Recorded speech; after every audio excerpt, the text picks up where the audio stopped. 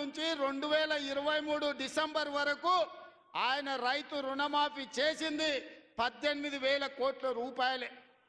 2018 నుంచి 23 వరకు 11,000 కోట్ల రూపాయలు రైతుల ఖాతాలో వేస్తే అందులో 8,500 కోట్ల రూపాయలు మిత్తికే సరిపోయినాయి. ఆయన చేసిన రైతు రుణమాఫీ నికరంగా 3,000 కోట్ల రూపాయలే. కానీ మీ సోదరుడిగా, మీ బిడ్డగా, పాలమూరు బిడ్డగా, నల్లమల్ల అడవులో నుంచి వచ్చిన నేను ఒక రైతు బిడ్డగా 2 లక్షల రూపాయల రైతు రుణమాఫీ చేస్తా అని సరిగ్గా 60 రోజుల్లో 25,50,000 మంది రైతులకు 21,000 కోట్ల రూపాయలు 2 లక్షలు రుణమాఫీ చేసి ఇచ్చిన మాట నిలబెట్టుకొని మాట తప్పని మడమ తిప్పని పార్టీగా ఈరోజు 25,50,000 మంది రైతులకు 21,000 కోట్ల రూపాయల రైతు రుణమాఫీ చేసినాం. ఇవాళ రైతు రుణమాఫీ చేయలేదంటున్నాడు. నేను సూటిగా సవాలు విసురుతున్న చంద్రశేఖరరావు గారికి వేదిక మీద నుంచి, ఫామ్ హౌస్లో ఉండి వచ్చిన వాళ్ళకి జోలి చెప్పుడు కాదు, అసెంబ్లీకి రా, లెక్కలు చెప్తా. ఏ ఊర్లో, ఏ తండాలో, ఏ గూడెంలో ఏ రైతుకి ఎంత రుణమాఫీ చేసినో 25,50,000 మంది రైతుల వివరాలు శాసనసభలో పెడతా. 21,000 కోట్ల రూపాయలు ఎవరి ఖాతాలో వేసినో నేను లెక్క చెప్తా. నీకు చిత్తశుద్ధి, నీకు నిజాయితీ ఉంటే రా, వచ్చే అసెంబ్లీలో నువ్వు మాట్లాడు, అడుగు. అదేవిధంగా ఆనాడు నువ్వు 5,000 రూపాయలు సంవత్సరానికి రైతు బంధు కింద 10,000 ఇస్తే నేను ఎన్నికల్లో 15,000 ఇస్తా అని చెప్పిన.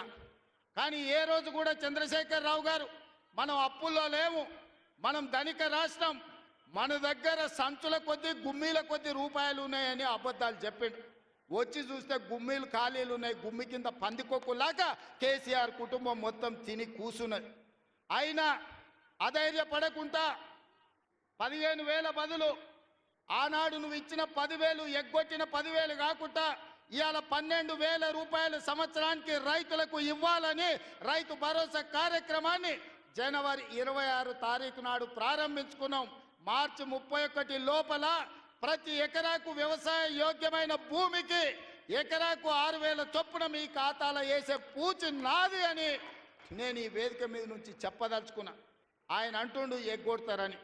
నేను నీలాక మాట చెప్పి ఎగ్గొట్టేటోని కాదు. దళితులకు 3 ఎకరాలని ఎగ్గొట్టినావు, దళిత ముఖ్యమంత్రి అని ఎగ్గొట్టినావు, డబల్ బెడ్రూమ్ ఇండ్లు అని ఎగ్గొట్టినావు.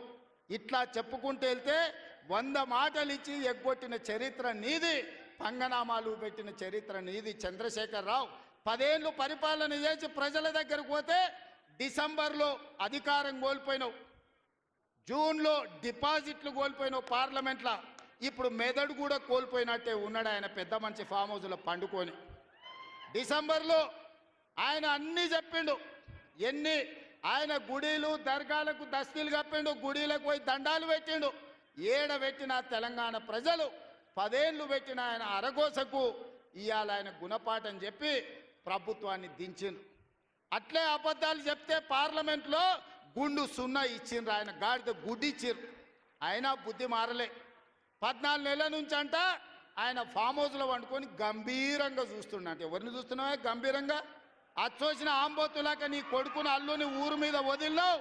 మైసమ్మ మన ఏంది జాంగీర్పీర్ల దర్గాకు వదిలిన మేకపోతులాక ఊరు మీద పడి మేస్తా ఉన్నారు నీ కొడుకు, నీ అల్లుడు. మన జాంగీర్పీర్ల దర్గా కోసుకుంటాం కదా మనం, అట్లా జాంగీర్పీర్ల దర్గాను కూడా మోసం చేసిన 100 కోట్లు ఇస్తాను మా శంకర్ చెప్తున్నాడు. ఇవాళ రాజన్న సిరిసిల్ల ఆలయానికి 100 కోట్లు ఇస్తాను, ఆ దేవుణ్ణి మోసం చేసినాం. ఈడ దర్గాను మోసం చేసినాం.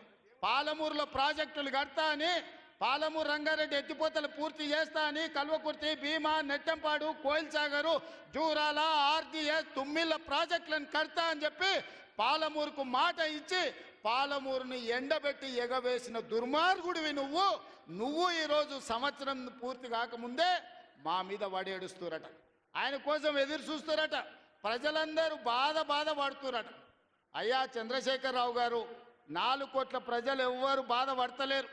రైతులకు రైతు భరోసా వచ్చింది, రైతులకు రైతు రుణమాఫీ జరిగింది, విద్యార్థులకు ఫీజు రియంబర్స్మెంట్ ఇచ్చినాం, రాజీవ్ ఆరోగ్యశ్రీ 10 లక్షలకు పెంచినాం, పేదలకు ఇండ్లల్లా 200 యూనిట్లు ఉచిత కరెంట్ ఇచ్చినాం, ఆడబిడ్డలకు 500 రూపాయలకే సిలిండర్ ఇచ్చినాం. అదే విధంగా ఆడబిడ్డలకు ఆర్టీసీలో ఉచితంగా బస్సు ప్రయాణం ఇచ్చినాం. 120 కోట్ల మంది ఆడబిడ్డలు ఈరోజు తెలంగాణ రాష్ట్రంలో ఉచిత బస్సు ప్రయాణం చేస్తున్నారు. దానికి 4,000 కోట్ల రూపాయలు ఖర్చు పెట్టినాం. ఇవాళ 10,000 కోట్ల రూపాయలు రాబోయే మార్చి 31 లోపల రైతు